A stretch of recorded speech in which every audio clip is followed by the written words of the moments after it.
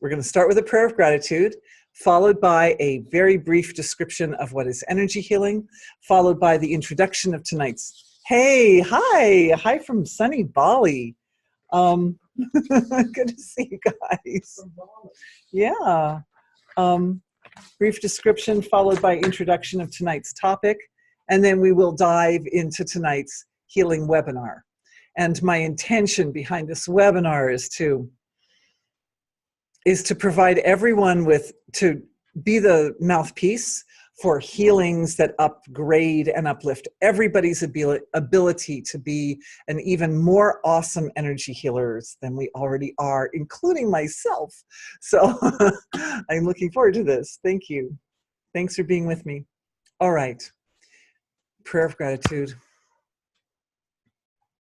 Thank you to the source of creation, the qualityless, infinite, unbounded source of creation, for being everything, for being all of us, for being this live webinar, for being our dear ancestors, and through them, the manifestation of our physical bodies. Thank you for being the blessings of consciousness, healing itself through its own self-referral dynamics, and for being the bridge between the absolute and the relative, the great tradition of Vedic masters. Great holy tradition. Thank you. May we work concisely and efficiently and uplift everyone's ability to perform energy healing with utmost skill and mastery. Thank you. Okay, so what is energy healing? Energy healing is the process of using awareness or attention to affect the field of the body, and that means the physical body as well as the energy levels of the body. So the whole ball of wax is affected by consciousness. We know that when we focus our attention on anything, it affects that thing.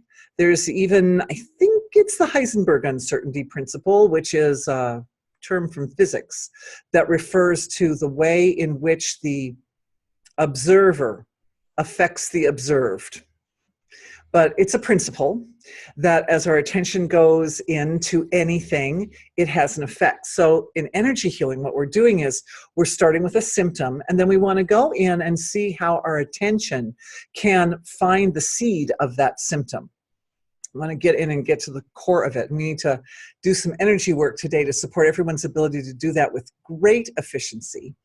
And then putting attention on the seed or the cause of an illness causes that seed to change. And of course, since attention is consciousness itself, it is wholeness or totality on the move.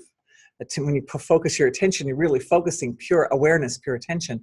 Then it brings wholeness to that seed.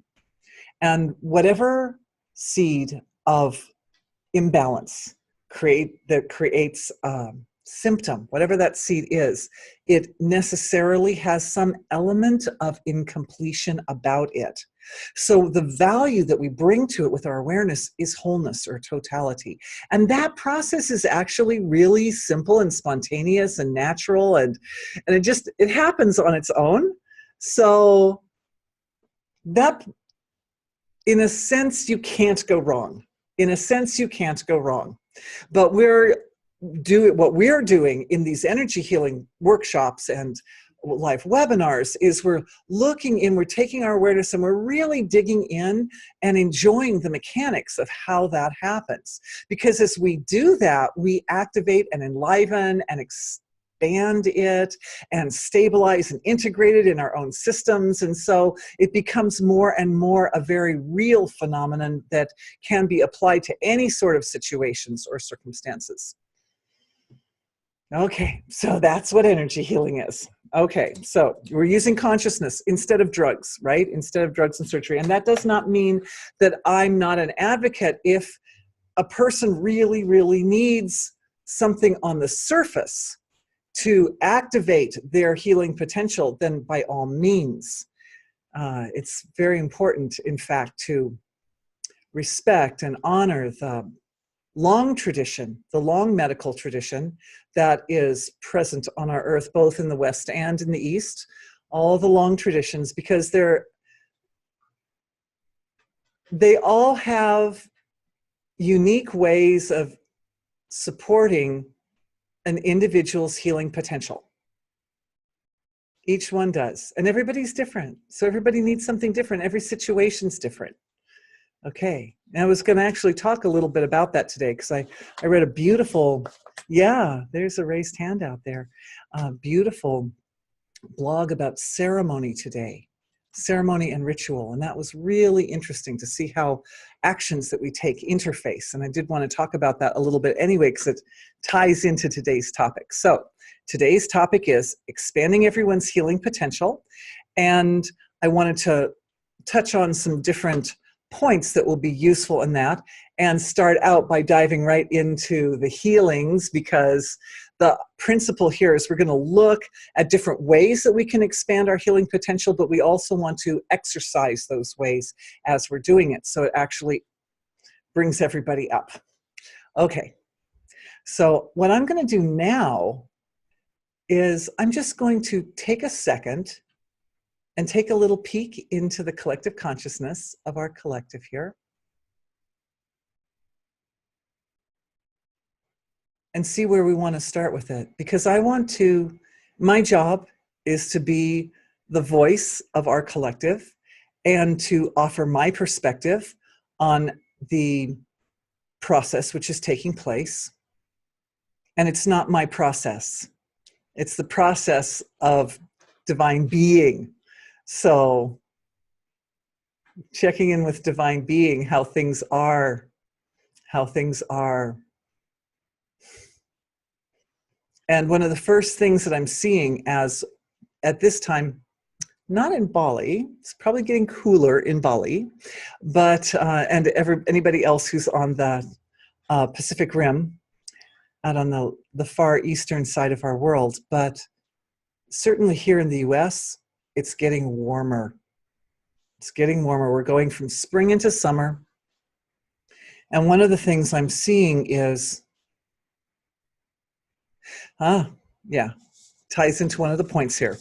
The second point was handling extreme difficulties.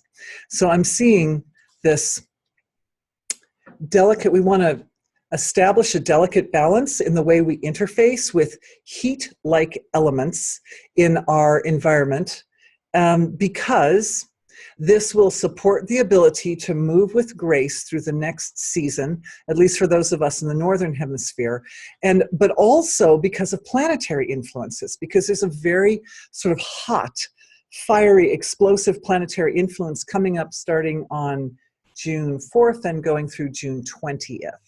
And that happens whether you're in the Southern Hemisphere or the Northern Hemisphere. So forewarned is forearmed. And this is a very good time for us to address this. I think we may be having a webinar actually during that period. So that should be very interesting to see how it plays out. But at the moment, we want to avert the danger which has not yet come.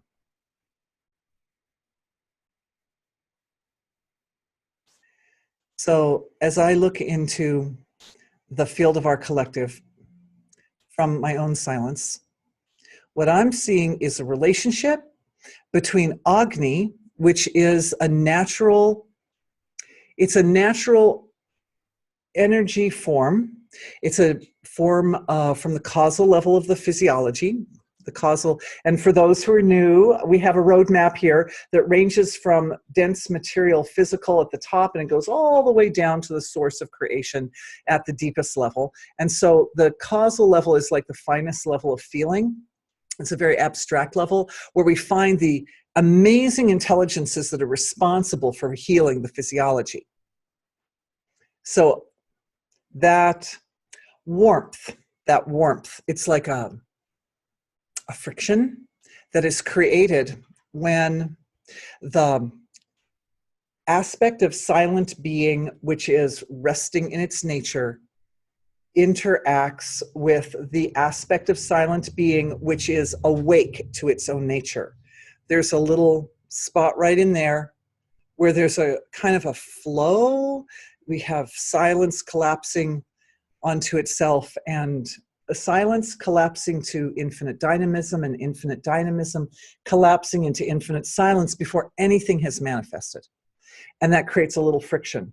And born of that friction is Agni.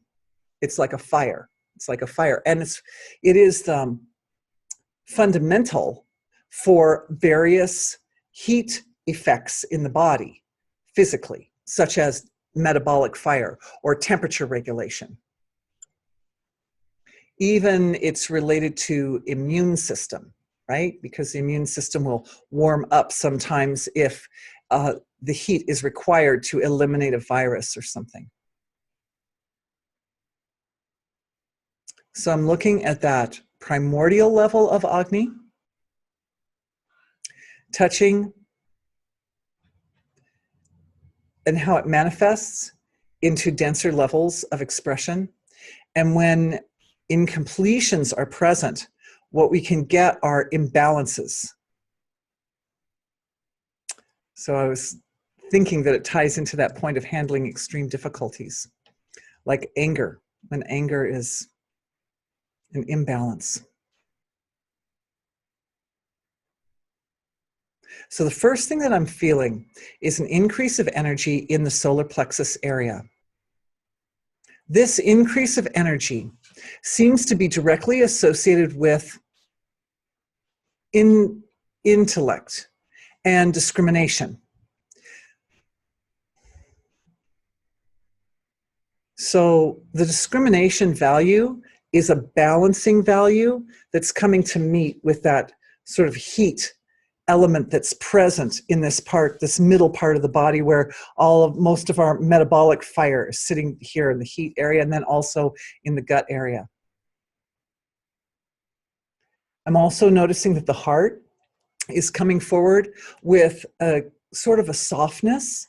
There's some softness that's being produced at the heart level. Looks like soma. And we've talked about soma before. But that softness, it's so soft and it's so beautiful.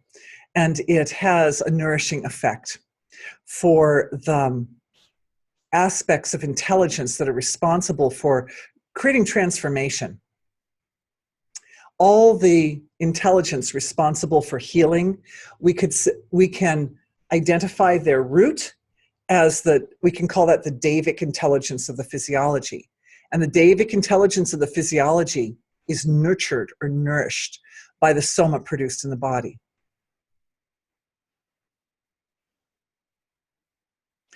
I would say that at the heart level, what's happening is it's an interpretation of that energy that's being produced in the body. But the energy produced in the body is at a very, very fine level. Deep down where the food becomes consciousness. It knows itself as consciousness. In all areas of the digestive system, all areas, mouth, throat, neck, right down into the stomach, the esophagus, the stomach, every valve, every point in the process has the ability to experience totality.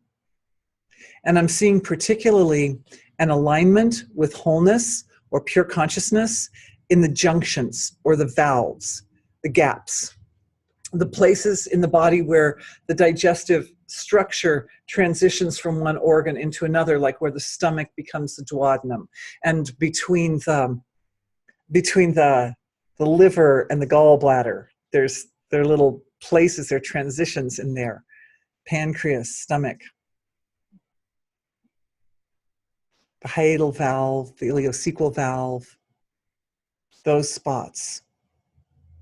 It's like a balm of silent being is just sitting on those spots, and it's soothing all the transitions. So grateful. I got a perspective on these transitions in the digestive system this week. when I was helping a client. And what I was looking at that time, what we were looking at was the inward stroke of consciousness to source, where it goes from the surface down to the source of creation. And that inward stroke, I realized today, wanting to share this with everybody, I realized that we identified the inward stroke of awareness with the quality of Shiva, which is a kind of the ancients used animated perceptions of aspects of our own field of consciousness, right? Our own field of consciousness has the ability to encompass everything in creation. So in our modern terms, we're thinking more in terms of like logic and so, but the point is that there's this inward stroke of awareness where it goes from the surface into the source. And when that stroke is orchestrated or predominantly defined by a desire for enlightenment, a desire for wholeness, a desire for totality, then we think of it as this beneficent form, essentially. It's a beneficent process. But for most people who, remember, our ancestors didn't even have words for transcending. Like, transcending for them wasn't a thing. We're so lucky now. It's like, oh wow, we have lights and electricity and gas stoves and flush toilets. It's so cool. And like 200 years ago, our ancestors didn't have a lot of stuff like that, and they didn't have transcending either. They didn't have a way to, they transcended, but they didn't have words to describe their experience. And so God bless them, they weren't able to wrap their awareness around their own experience of transcending, which takes place naturally. Okay, so getting back to this inward stroke. When the inward stroke is dominated by that deep bliss and anticipation of soaking in totality, then we think of it as a beneficent thing. But sometimes what people experience in their life, and this is where illness crops in, and this is why incompletions are here. This is what we need to look at. We need to understand what we're doing, right? And sometimes what happens is people have their reality on the surface, and what they find is it starts to break down. It starts to disappear from them, and life becomes more uncomfortable. And so there's another animate form that's kind of associated with that, evidently, according to the more ancient systems of understanding, and that's the sister of Shiva, who acts in a kind of an unruly and rude manner. She's kind of like nature, like nature has both constructive and destructive, and she can come in and like create some havoc or some trouble. And so it happens that when one is stepping onto that process of letting go of what is not necessary and getting back to one's essential nature, if there's attachment and holding on to the relative, then what happens is this causes a kind of a friction to dig into the field of experience at the denser levels of creation. And as we know, totality has to become asymmetrical in order for the manifest level of creation to be. So when that fire comes up into these more manifest levels of creation, it can be uncomfortable. It can be interpreted as a problem or a discomfort. And as soon as one has lost sight of the goal, and is caught in, oh gee, my house is burning down, or oh gee, I invested all this money in my car and now it's wrecked, or oh gee, whatever, I was taking care of my body and it got sick anyway. All those things. When those rise up,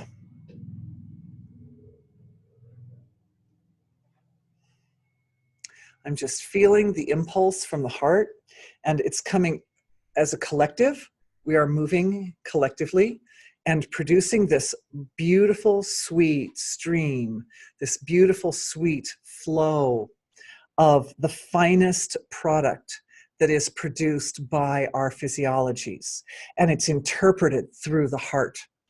That's why we're feeling it in the heart. It's really produced in the body, in many places in the body, but it's being interpreted through the heart. And this softness, which is being interpreted through the heart, is wending its way into the gaps of the digestive system in order to smooth out the way in which we metabolize experience, essentially. There's also a lot of forgiveness. There's forgiveness, and the forgiveness is going into the ancestral archives, because heaven knows the ancestors made mistakes, and yet, how can we not utterly, completely forgive them for not having had the precious tools that we have today? They did amazingly. They survived. They survived in spite of not having these tools. So this is happening, this a very, very big, it feels like a very kind of a mass ancestral healing is taking place right now. And I'm loving that. It's beautiful. I'm just watching it. It's like we're like a big ship on the ocean or something. I mean, it's thinking of the surface of the ocean, how each wave is similar to the waves next to it, but each one is also distinctly unique. And what's happening is for each individual in this healing webinar, and that includes people watching later on after watching the recording later. So please share with your friends. Please like and subscribe. Each wave slightly different, but it's creating a kind of a tapestry of support, I would say loving reverence for the ancestors, and particularly honoring their amazing ability to survive what were in many cases horrific conditions. Our dear ancestors had to go through so much. This is one of the deepest ancestral healings I've ever seen.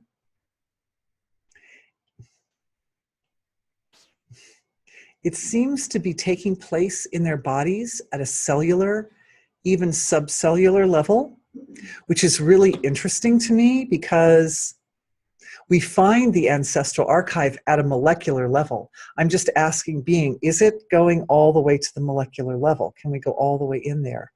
Right now I'm seeing it at a subcellular level. So that means it's affecting, for example, mitochondria. And the mitochondria are responsible for the way in which the transition takes place from the food going from being a molecule that has its own intelligence in it to really literally becoming part of our bodies. It's that finest point in the physiology of the breaking down of the food and the transition into the rebuilding of the body. And that's the point where we produce the beautiful material which feeds the finest intelligence of our physiology, feeds us too. It feeds us, and it feeds all those, we call them devas, that's a Vedic term, and Agni. It feeds at that level, it's so fine.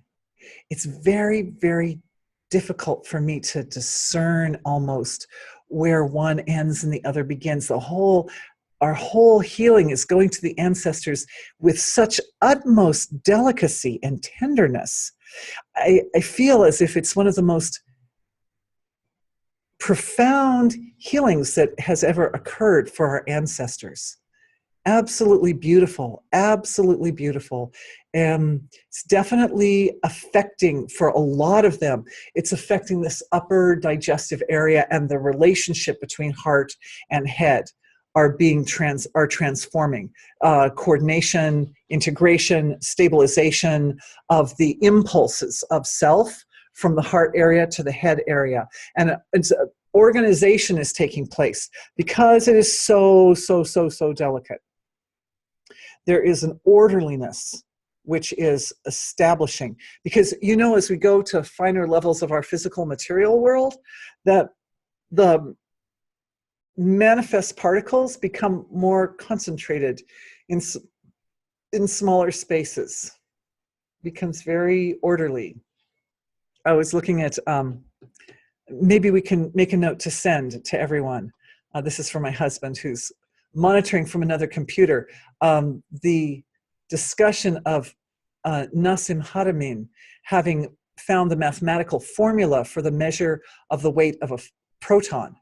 And that when he found it, he also found the web of life. He also found this sacred geometrical pattern. It's a beautiful lecture he gave up in Canada at one point. And that at that level, there's such a concentration of orderly intelligence in our reality. Such a fantastic concentration of order. So I'm just experiencing the orderliness coming along with the sweetness and the integration that's occurring between heart and head. And there's also letting go. And letting go is definitely one of the features of this moment, because this is the planetary influence, particularly the relationship with K2, which is I think it's the descending. Jodishi's out there. Please stop me if I'm wrong, but I think it's the south node of the moon is K2. And so it's like the tail of the dragon, and it supports letting go as a means of clearing the shelves, clearing the field, so that we can just get to wholeness. So there's that letting go taking place. And I'm just feeling it. And again, I feel as if it's being administered or administrated through the heart area. And of course, that makes sense because we know that our hearts are the conductors of the whole body, right? And I've mentioned this before, but just for new people, very briefly, I'd like to say that the electromagnetic impulses created by the heart are so powerful that they influence all the other organs and systems in the body. They're so powerful they can be measured for 3 feet outside the body by instruments that are sensitive to electromagnetic fields. So the heart is producing an electromagnetic field, and it's very, very powerful, more so than any other part of any other single organ in the body, even the brain. So I guess it makes sense that the concentration of the transformative energies is being administered from the heart area. Also, from my point of view, I feel as if that's a very stable and secure, a very safe way for the healing to be affected, because that's a center of truth. Our hearts don't lie to us. And always in these sessions, we're staying so close to Dharma, right? And the 4 pillars of Dharma include truth as the main pillar. So truth, compassion, orderliness, we're working with that, and austerity, letting go. So we've got letting go, we've got orderliness going on, and the compassion is also there. But the truth has to be first, because it modifies the other 3 so that they don't go out of balance. And I'm also feeling an increase of energy down in the gut area, just below the solar plexus. This energy is fascinating. It's a very creative energy, which is looking to move the evolution of our whole collective in the most evolutionary possible direction. Oh, good. We like that. So I'm wide open to that. Okay. Remember, it was like a boat on the ocean and all the waves. Kind of a boat that is the ocean.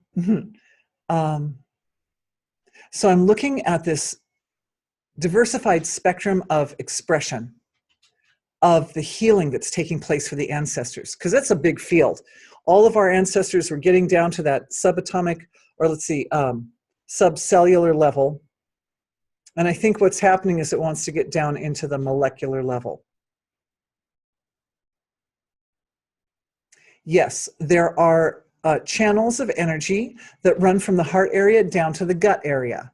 And those channels of energy are clearing now in our physiologies, but as our physiologies clear, this is also opening a flow of intelligence which supports the way in which we interface with our own ancestral archives. Cool.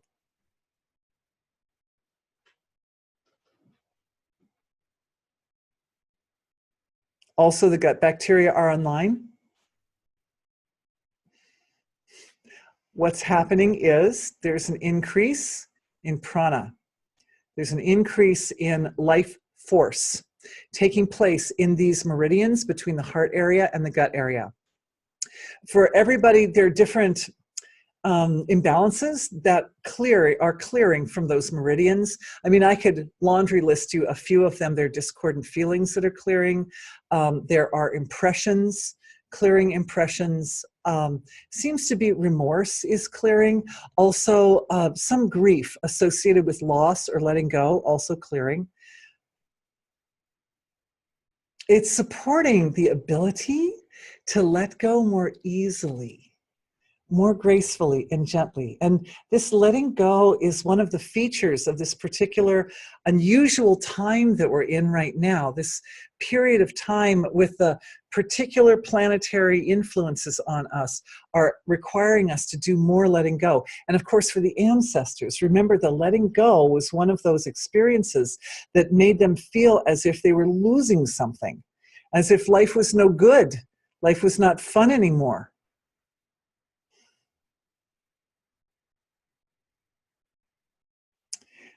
Looks like the life force that's filling up in the meridians between the heart area and the gut area is starting to concentrate and become thicker.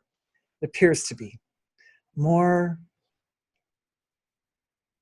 potent. It's becoming more potent. I feel the need to bring up a topic which I've hardly ever talked about. I think I've hardly ever talked about in these healing webinars. A lot of other people talk about it so extensively that I just thought, oh, well, I don't need to deal with that. We're just being, kind of logical and just simple.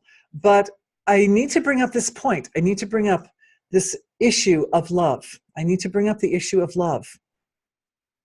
A lot of people bank on it, like love is the answer to everything and it's the big solution and so forth.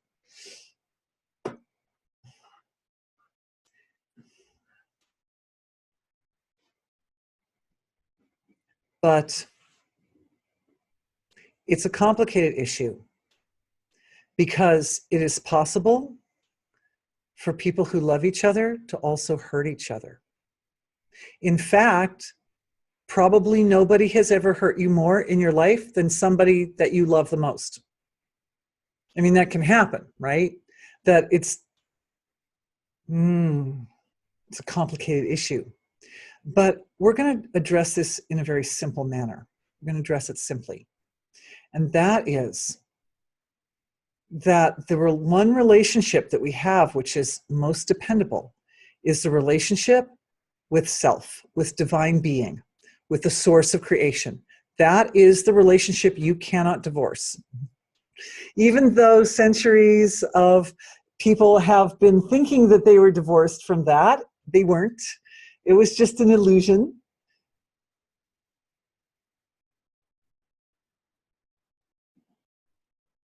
And I'm, again, feeling those impulses from our collective, very deep impulses of now wisdom connected with or associated with those pulsations of sweetness coming from the heart.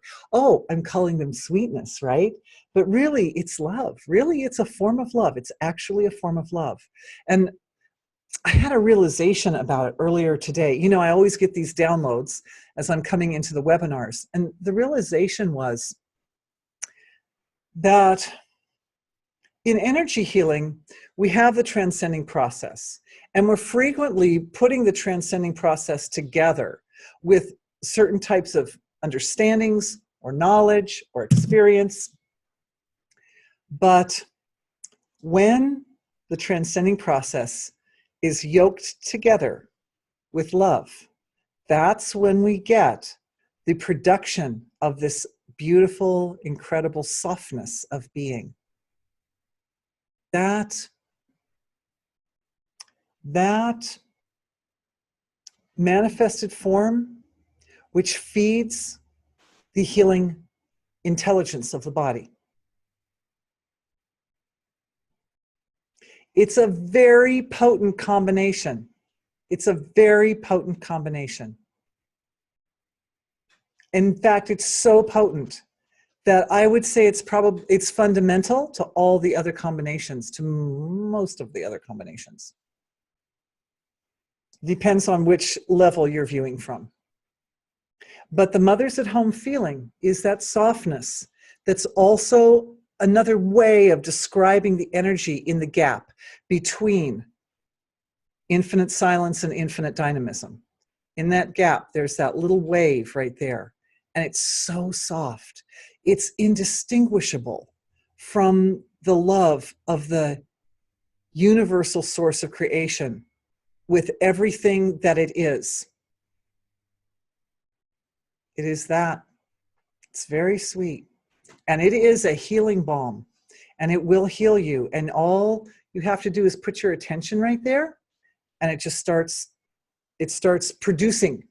And it produces down in that gap where the food that we eat finds its way to understand. I think I'm going to sneeze in a second. To being, yep. Excuse me. To being consciousness. Food breaks down so much, it becomes consciousness. And when it becomes consciousness and it starts to manifest as the physiology, that's that very most delicate point. Right there is where the production of soma comes out. Right at that spot.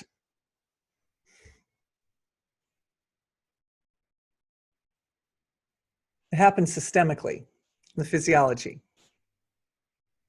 And as we know, the body is able to transcend in some organs while unstressing in other organs. Like that's actually possible. It's possible for part of you to transcend while another part of you isn't transcending. So that production is taking place in the areas of the body where the experience of source is taking place. When we're falling asleep, that can be almost the whole body. But if we're not falling asleep, it means there's a blockage somewhere and the attention needs to get in there and take a look at it. All right, I feel like I've kind of like stretched away. I'm not sure that I did a nice completion or like an end cap on the healing for the ancestors, but the thing is the ancestors are still with us. And so we will probably continue to include them in the work that we're doing as we're going along. But for now, that was a big healing for the ancestors. Okay. I was going to talk about handling extreme difficulties. The most difficult situations, I was analyzing, okay, well, like, how do we define like the most difficult situations? One of the first characteristics of the most difficult situations is that they include the most painful or uncomfortable feelings, right? Particularly feelings like anger. Anger is so, oh, ouch, destructive and uncomfortable. Another thing about most difficult situations is they also frequently can include some element which is completely outside the radar, outside our radars. Like when you're dealing with an enemy and you can't even see your enemy, or you're dealing with an enemy and you can't find your enemy. The enemy is something too big and too complicated and too vast or too hidden to find, then this makes a person feel pretty insecure about dealing with the problem or situation. So that's another factor, is that idea that I'm dealing with this thing, it's bigger than I am, I can't even figure out where it is. What do I do? Okay. Was there another? Yes. The other one was, the thing I'm dealing with has full access to me. I can't see it, but it can see me better than I can see myself. It's able to find its way into the most tender, vulnerable, delicate areas of my being, which I can't even find half the time. And it's able to hit me there and hurt me. What to do? What to do? So when it's hurting from the inside out. So looking at this particular situation, what I noticed was that, first of all, nothing is really outside oneself. So if there is a difficulty which is coming, appears to be coming, either from an illness coming up inside the body, or a difficulty in relationships with others, or some situation which is extremely uncompromisingly difficult, always we can take recourse to our inner silence. Always from that perspective, you gain the best possible understanding of what's going on. When that happens,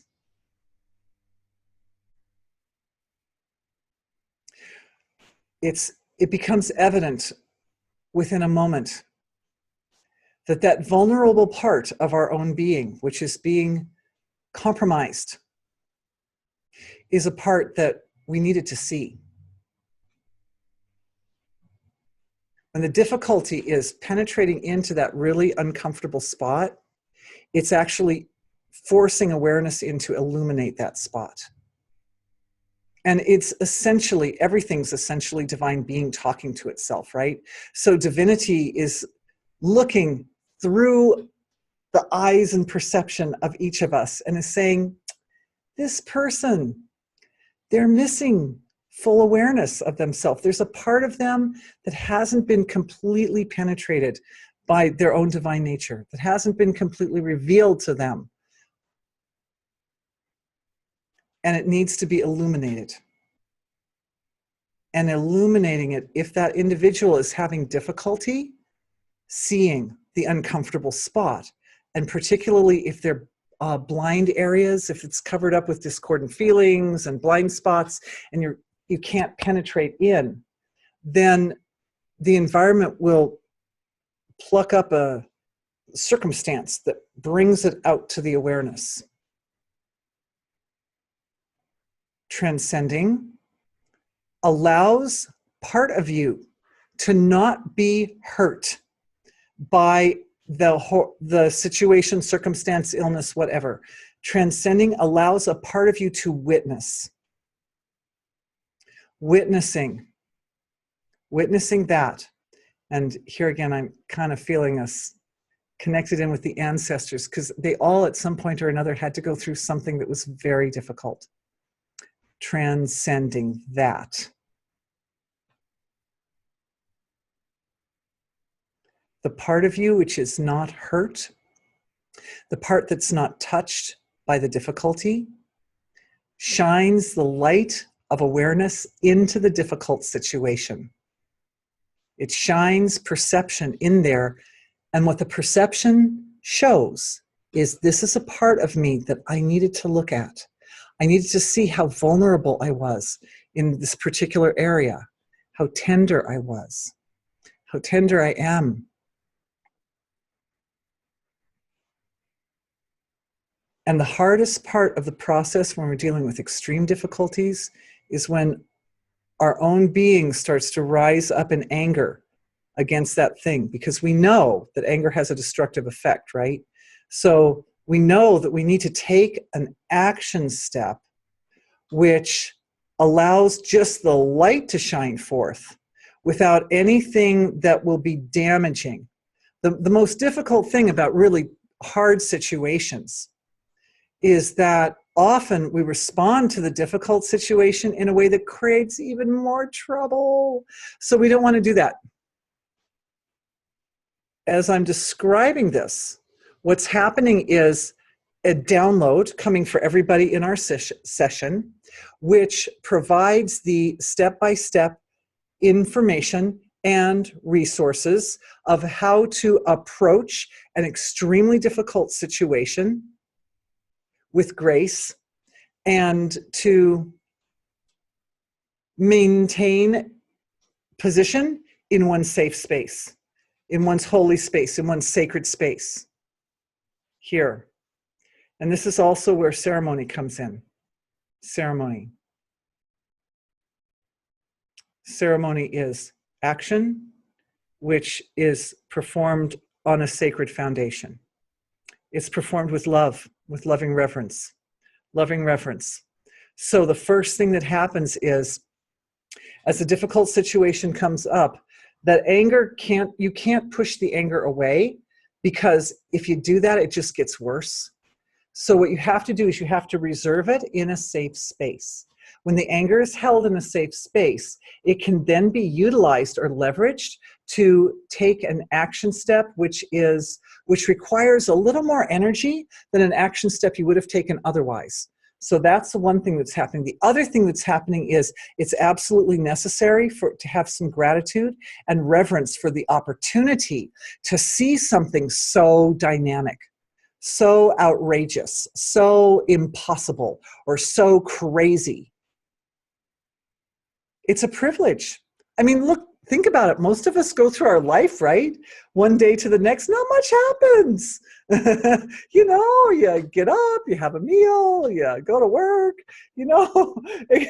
But these moments, these really dynamic moments, these like wild and crazy moments when something outrageous happens, that's kind of like, that's the stuff that like movies are made of. Those are stuff that like the big life stories are made of, and they come at a time that you're up for a big transition. You're up for some healthy, positive, amazing change. But to get into the change, one has to bring the awareness of how tender one is, how vulnerable and tender and delicate, together with that incredible energy that's produced by the anger reaction, and then to bring these together with gratitude right there. So what's happening is so interesting as I'm describing it. I'm actually watching this process take place in a kind of a virtual realm. It's happening in the mental, through the, it looks like through the causal levels of the physiology, so that we're actually practicing, kind of like you practice things in your dreams, right? We're actually practicing putting this combination together. We're just practicing putting it together like that, so that we can clearly see how the difficult situation gives rise to a combination of subtle actions, which then gives rise to gross actions, which solve problems, which support amazing transitions. And it's so powerful that we are doing this collectively, because at this time, there are many issues that are up for consideration, very, very important issues that are facing our whole world's collective, that absolutely must be handled with utmost delicacy in order for us to not like basically make a mistake, right? So what we're doing as a collective, our collective of this webinar, and anybody watching me later on the recording, we're acting like we're in this position of a kind of a teacher for the world's collective. And we're showing the step-by-step progression by which the most difficult situations are handled. The step-by-step progression, step-by-step. There's also those 4 pillars of Dharma, right? Because there's got to be a little bit, sometimes some letting go, but not too much. The anger is there to help set a healthy boundary, so you don't end up letting go of boundaries that you shouldn't let go of. It's important. It's important to have healthy boundaries up all the time. Okay, now what I'm feeling is something, we went through that process, then there's kind of like a little release, and it looks like the release is taking place in the back of the heart energy center. It's a release. There's something else that's happening there. There seem to be some kind of threads of consciousness which were gripping our energy bodies, particularly astral level of the body, which is that one, that were this coming through the web of life, something a little bit gripping all of us in the back, in our heart areas. And that energy is dissolving, that gripping energy. It looks like collective karma. So it's a thread that's that's related to karma, but it's on a collective level of self. It's probably gripping everyone. That's what it looks like. But our group is releasing it.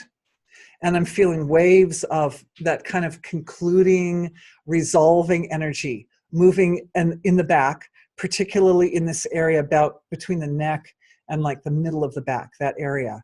There's a nice kind of resolving, completing energy flowing. That's nice. That's good, everybody. As that happens, the area of the physiology seems to be filling up with very delicate, like subtle light of, looks like a very pure light. Of course, all these forms of light come originally from source of creation, but in this case, it looks kind of like liquid light, white light. It also has some aspect of that primordial fire of creation, that Agni is in there also. There's more forgiveness. It looks like it's almost becoming a matrix, right? When it starts to have all these little facets to it. The light, the important thing is the light. The light is washing, it's washing through the back of the heart, Mahamarma area, that big energy center of the heart. It's cleansing. Definitely has that cosmic cleanser element to it. We've talked a lot about these. A lot of these terms that I'm throwing out right now, don't mind if they don't sound familiar. You can always look them up on my knowledge base. All these things are there. Mahamarmas, cosmic cleanser, different kinds of light medicines, more forgiveness. Everybody knows what that is. More forgiveness, good forgiveness coming through. Great, great, great. And I'm seeing now there's a purification that's coming through to the front and to the shoulder areas as well. Looks like it's affecting our lymphatic systems and supporting better flow, I'm looking at the whole system. It's the lymphatic system is basically part of the immune system. Ooh, nice. I just got a click inside my head and my ears just like opened up. I'm hearing like twice what I was hearing a minute ago, so that's cool. Oh, so their lymph nodes up in the head area as well. There was pressure in there. There was a feeling of pressure in the lymphatic system associated with sense of responsibility. And there was fear. I really feel that this thing that cleared off of our backs is somehow connected to a potential hazard which has not yet come. And that clearing this from our physiologies is supporting our ability to self-position as circumstances start to roll out over the course of the next several weeks, maybe couple of 3, 4 months, 3, 4, 5 months, maybe even that far out, as we go through this interesting planetary period. It's supporting our ability to not only self-position so that we can benefit from the transformation taking place, but also act as, this is the important part, is that we as a collective are acting like a kind of a healer to the collective. So the whole human collective, just like our ancestors, some people are aware of the field of the source of creation and have words for it and have understanding and learn to recognize when they're having that experience, and some people don't. And so, particularly for those who aren't aware,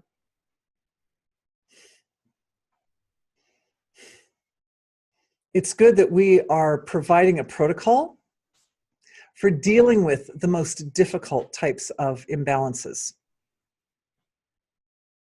so that everybody can follow if they need to, if they want to. For those who are awake, who can see and who can hear, they can gain benefit from this blessing, which is now radiating from the core or the center of our collective out to the collective consciousness, the family of humanity. I'm seeing just the most beautiful, beautiful, pure white, delicate, subtle expression of the causal field of self, the collective, the finest level of feeling, level of oneself, is like it's taking on a kind of an angelic form. So it's moving in the feeling of an angel. It's moving the information from our collective, our big collective, out into the family of humanity. So soft, so beautiful, so sweet. Good. Good. That's beautiful, everybody. Nice job. Okay. Now, I'm also seeing that we're coming up close to 9 o'clock, and I did get some great questions that came in. So I want to share some of these with you. Oh, they're so wonderful. Two of them are really similar to each other. And one of them is a lady asking if it's possible for our healing collective of our webinar to do a healing for the Philippines. So since we just did a healing that's helping the collective, it seems like this would be a good point to ride on the wave of that to do a healing for the Philippines. Okay, so situation in the Philippines, that there is a popular leader who is garnering more and more support for himself, but also more and more power over the government, over the collective in the Philippines. And that's all right, except that some of his tactics and some of his methods aren't compassionate. Some of his tactics aren't compassionate.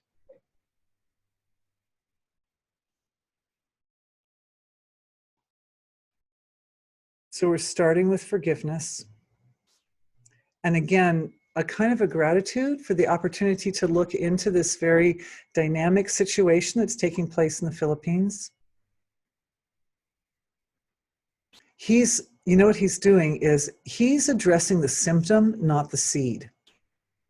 The symptom is excessive drug use. And there are probably other things too. There are other areas where and I'm not like really a super follower of politics. So, I just have a kind of a basic overview, but that's okay, because that leaves us free, that leaves me free anyway, to look into the energy of the situation, which in some ways like innocent, better for looking into just the energy of it.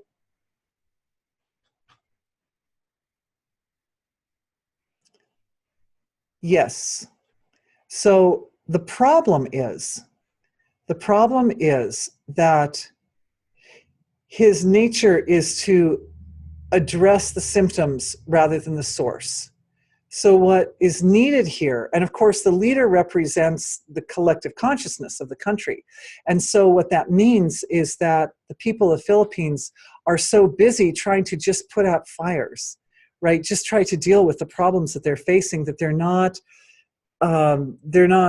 in a habit of getting in and looking at the seed or the source of the problem. And it's partly because there's a lot of creativity in the Philippines. And so sometimes if there's a symptom on the surface, people come up with a creative solution. Seems to work. Okay. But the problem is that if you don't take an imbalance out by its seed, then that seed will just crop up as another different kind of problem somewhere else. And it becomes this endless stream of having to deal with difficulties, which is not useful for anyone.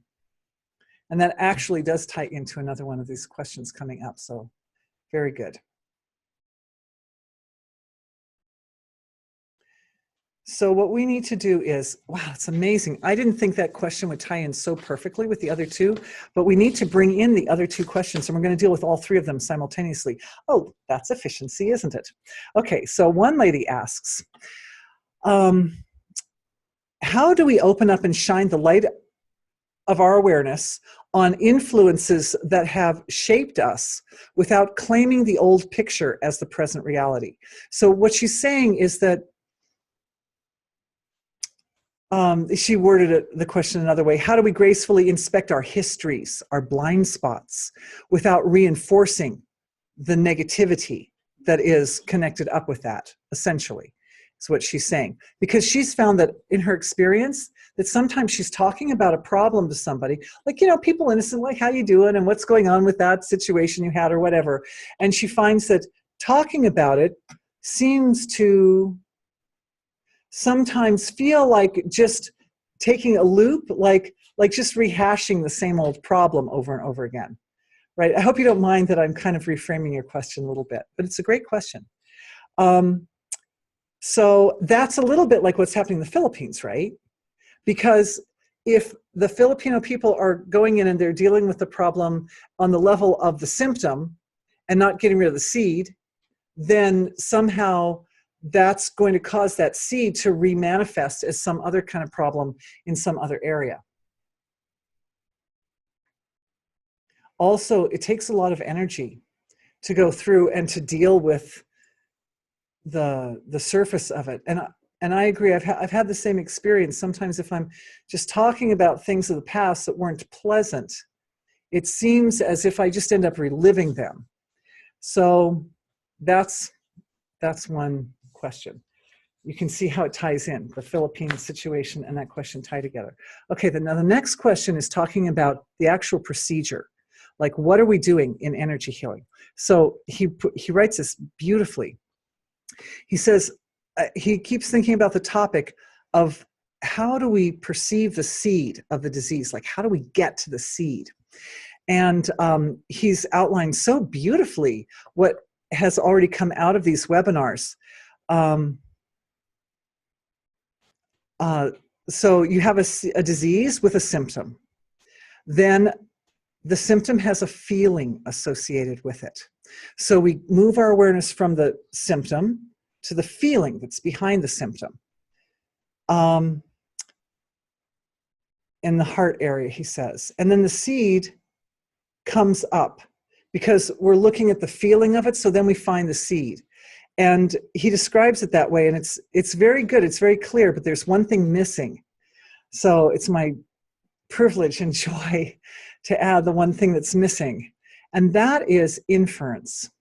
Inference. So now when we're working with the Philippines, we're working with a collective, right? We're working with the whole country. So the way we're going to use inference with the Philippines is going to be a little different from the way we use it in our own physiologies. But first we need to understand it from the level of self, from the level of our physiology. And that is that everything, absolutely everything in creation is divinity self-interacting. The divine is having a conversation with itself. And that is everything. That's the seed of everything. Okay, so our like totally amazing, elegant, mysterious, incredible physiologies, every single system, every organ, every tissue, every process is an expression of that divine self-interaction. But because our bodies are physical, they're expressing in certain, like, from certain specific angles, like the respiratory system, for example, is a different angle of looking at the divine dialogue, infinity folding into its own nature, collapsing, right? Collapsing into individuality and then re-emerging and flowing back into infinity again. Infinite, individual, infinite, but it's all just air, right? It's all divine being, whether it's out here or whether it's in here. Right? So that's one example of one system. Digestive system is a more elaborated version of the same. Even our sensory systems, all of our systems, have their expressing totality, collapsing on its own nature, giving rise to reality, right? The physical material reality, and then finding itself back as totality. Okay, so inference. The way inference works is we look at, and this is where there's just a rich, ripe field for all kinds of beautiful healings. So if I can't get through all the healings tonight, we do have a few extra minutes tonight, right? Because I started late. Thank you. And thank you, everyone. But we'll continue more with these healings tomorrow because I think that it's very important. Okay, is that we need to put together what we know about the symptom, what we know about the problem. We need to put that together with the feeling that's the energy signature of that illness or imbalance. Okay, so this requires discrimination. And it is my deep privilege and honor at this time to introduce everybody who's here to a new expression of our own intelligence, which I really feel like I came upon anew just last week. I knew it was part of this healing session today. And that is a particular form in the causal field, the ocean of the finest manifest level of self. Okay, there's a form there, which I gave it the name the cosmic gardener. It's gardening season, everybody. The cosmic gardener, but there's a structure there. There's a structure. I'm giving it a name because the name helps us identify the feeling, right? It helps us identify the energy signature. But there's this very, very large form. Remember, we've talked about, for those who are new, I have a lot of information online about the blueprint of the causal field, like how does it work and how do we navigate around and what's going on with the causal field of self. But this form is a very large resonating space. It's like one of the largest ones. It's a really, really big resonating form. It's like a lot of the ocean. Now, in some of our previous webinars, we talked about Manu. Remember the creator of the law. Manu represents order and law, represents structure, essentially, structure. But this is kind of related, and it's on about, I would say it's on a close to the same level of bigness. No, bigger is bigger. It's bigger, and it's a form of the causal body, which tends all of our experiences. It tends our whole life, like a gardener tends a garden. It is responsible for purification, taking the weeds out. It's responsible for nourishing, feeding the fertilizer to the seeds, and for planting them too. And as I look at that cosmic gardener, I ask myself, well, could it be like the divine mother of the whole creation? Could it be like a flavor of the mother of the whole? I'm asking being, because I found this thing this weekend, like this is a thing. My awareness could like grab it, right? And could experience it in its totality, but I haven't explored it on my own the way I can explore it with you, because when we look at this thing together as a collective, we understand it in such a more complete way than Dorothy can on her own. So this form has incredible discrimination, incredible. And that's what you need in order to use inference. You have to have incredible discrimination. So download for everybody in the healing session of the energy signature of this particular form. It's a very, very big, very vast form. I would say it could be like a snapshot of Mother Divine or something, because Mother Divine has that purifying, nourishing, and uplifting or like expansion of wisdom aspect to it. But it's not like the all in all. Mother Divine is the all in all, right? But it's like an aspect, like a snapshot of Mother Divine or something, in that it has this special quality of incredible discrimination. It's working just right next door to Manu and the law, the rules of creation that allow us to understand reality.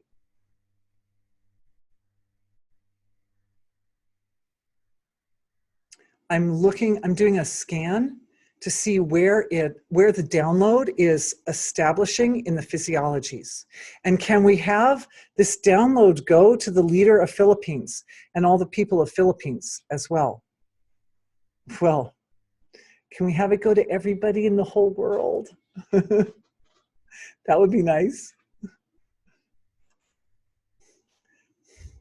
There's definitely a releasing taking place, a releasing of preconceived ideas about the way in which our intelligence manifests. This is absolutely a very primordial form of our deepest intelligence. Like I'm seeing it right in this is definitely a causal body form. So it's right in that gap between the fine manifest level and the absolute level of creation. But it is intellect. It is discrimination. It is the ability to slice apart pieces of information and come up with an expanded understanding of reality. That's what it does. I'm asking again, this is just me, guys, I'm learning here right along with you. Is it Jupiter? Because Jupiter is that influence in our solar system, right? Is the expansive influence, and Jupiter is the teacher. I'm getting no, it's not Jupiter. This is bigger. This is on a much broader cosmic spectrum than our solar system. Oh, so, okay, is it galactic? Is it as big as the galaxy? Yes. Is it intergalactic? Yes. Is it as big as the whole universe? No, I'm getting no. Okay, but it's intergalactic. It's in, oh, downloads coming in. Okay, Tom, I think we need to send everybody the Laniakea video as well. Just saying. Beautiful video about the galaxies in our area of the universe and how they're moving and how they're interacting with each other. And this is the coolest thing. At the last webinar, I sent to everybody a picture of these very fine molecular little machines, right, that are inside our body and that allow the DNA to separate and replicate. And it showed a living cell going through mitosis, is it? So, where the DNA and the chromosomes, like they separate, and then they become like two, and then they separate like that. Well, the shape of the galaxies in our area look like that. They look like they're doing that. And what's really cool is scientists have measured which ones are moving towards each other and which ones are moving away from each other. And with that, it even makes it more, even makes it look more like the way chromosomes look when they're separating to birth a new cell. So very interesting. So we're in a form which is in this region of the universe.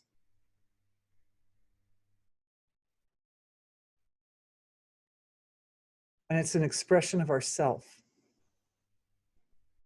So integration is taking place between sense of self and this particular energy signature of this particular causal form, so that it's causing a really rapid expansion of self-identity.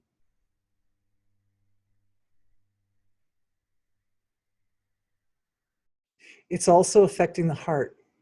There is literally a loving relationship between what we know ourselves to be and this larger, more expanded version or concept of self. There's literally a loving relationship.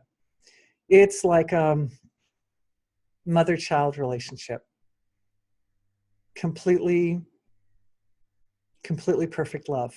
It's a perfect love. It's a perfect love. So from that angle, we could say, yeah, there's some aspect, some snapshot. It's a snapshot of the mother of the universe, and she's like going, I love you.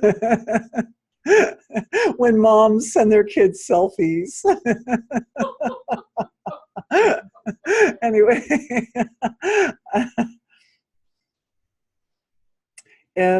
What I'm seeing is that this healing is producing a lot of purification, but it's a very, very balanced, delicate, and well integrated purification. So it's providing a blueprint for all of us to understand how to navigate the purificatory types of experiences, like illnesses and problems and challenges and lessons that we need to learn, etc., in a way which is going to be so much more graceful. It's so much more graceful.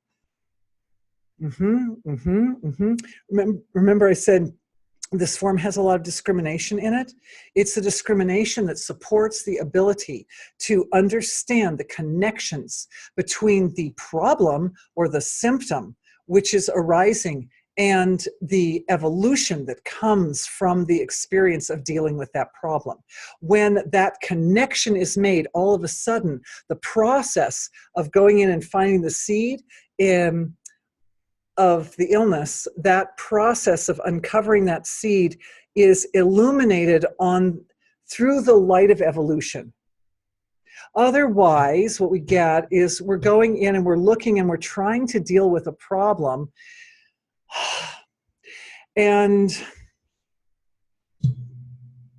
it's not always resulting in an evolutionary transformation. I think this is what helps answer the second question that came up here, which is the lady saying, you know, she knows that she's trying to like fathom into her experiences that were difficult, but that it's not necessarily always bringing she doesn't always have that experience of that release and completion and resolution that should or could conceivably come along with that experience.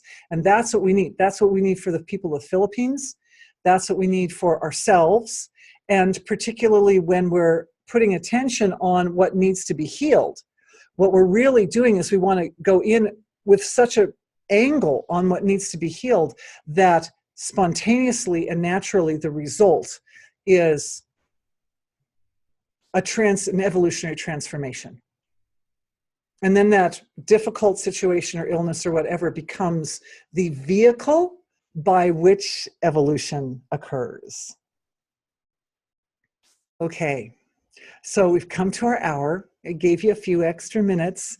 And for me too, I needed those extra minutes. Thank you guys for giving me your extra minutes. I'm so grateful. I'm going to think about these questions overnight because we may want to go back and revisit them a little bit if something, usually as I process this live webinar in my sleep and dream state, new information comes up. So we'll look at that. And I'm also seeing that a couple questions came up here. Oh, is it Annapurna? Ooh, someone asked, is it Annapurna? And the lady who asked about the Philippines is melting with unspeakable gratitude. Jay Grudev. So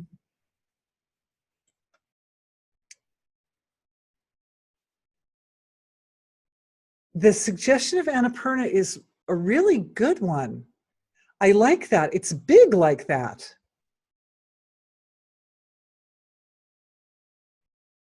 I have to think about it. I think I have to take a little journey to Annapurna. I have to take a little trip over there and see. But thank you for that beautiful suggestion. I will get back to you on that because it's a profound question. I appreciate it. Okay, everybody. So I love you. I'm so grateful for our time together.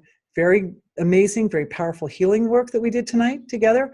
We will continue. Usually this Friday night, we're kind of laying out the structure, and then Saturday we bring it all home.